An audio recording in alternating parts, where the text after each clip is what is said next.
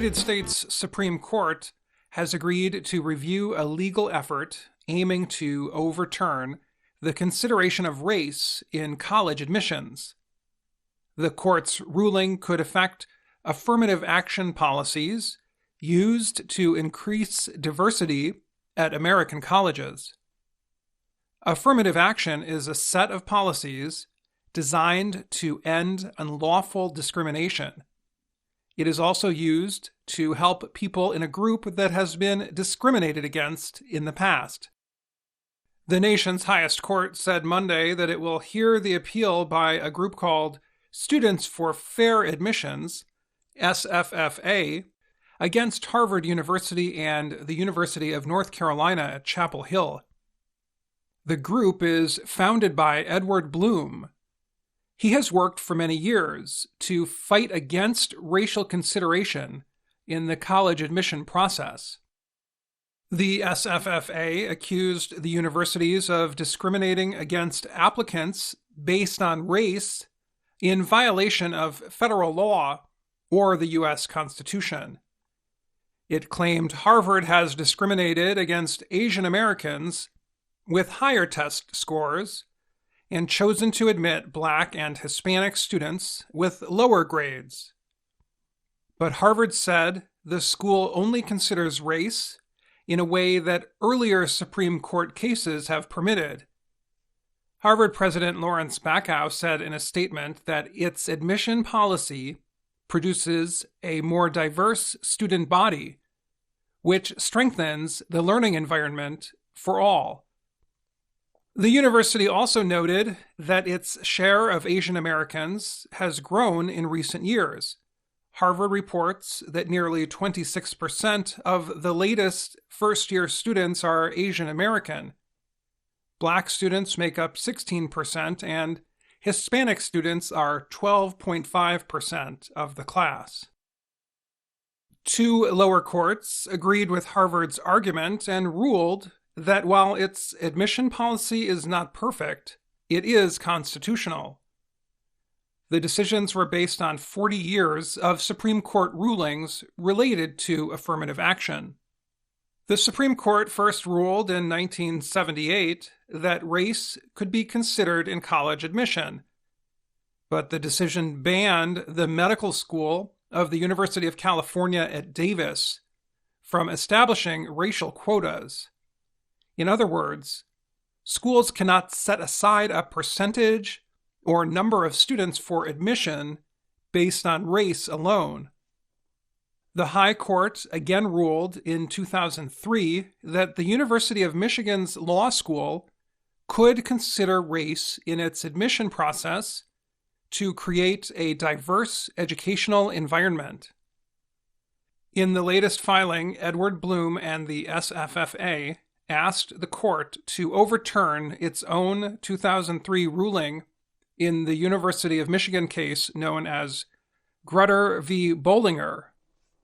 It is the second time that Bloom has tried to appeal the court to end the consideration of race in college admission. In 2016, Bloom and others asked the court to review the admission policy of the University of Texas at Austin, but the court followed its earlier decisions and ruled that the use of race in the university's admissions efforts was constitutional.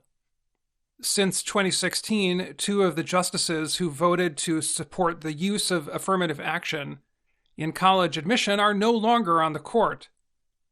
The addition of three new justices, Neil Gorsuch, Brett Kavanaugh, and Amy Coney Barrett, has greatly expanded the court's conservative majority, and the upcoming retirement of Justice Stephen Breyer is not expected to change its makeup.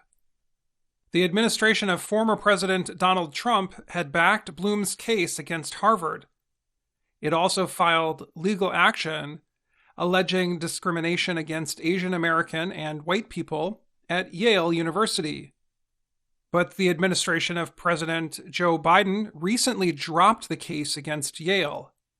It also urged the Supreme Court to stay away from the case against Harvard and UNC and asked the court not to take the extraordinary step of overruling the 2003 decision. The Supreme Court will review the Harvard and UNC cases later this year and issue a ruling sometime in 2023. A striking down of affirmative action will certainly be devastating to Black applicants. It will be very, very harmful to Latinx applicants. That is Kevin Brown, a professor at the Maurer School of Law at Indiana University. Brown said affirmative action enabled Black students like him to go to law school at Yale in the early 1980s. It helped white students to learn new ideas from Black students in discussion groups. Some of these law students who got to know Black students for the first time are now lawyers, professors, and judges, he said. What you're also taking away from the white students is this multicultural background, which means when they become the decision makers of our society, they are most likely to make some very bad decisions because they don't have enough experience dealing with the different races and ethnicities and cultures that exist in the U.S.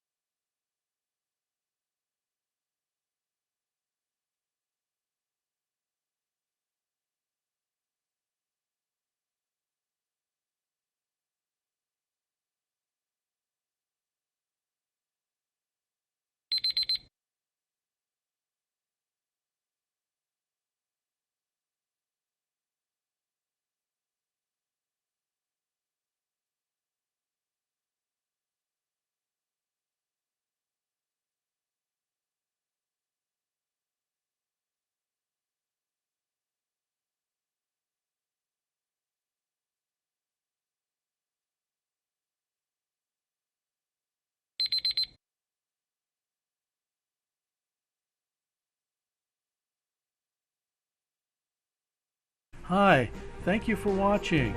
I hope the videos are useful for you. Please subscribe to my channel using the button below.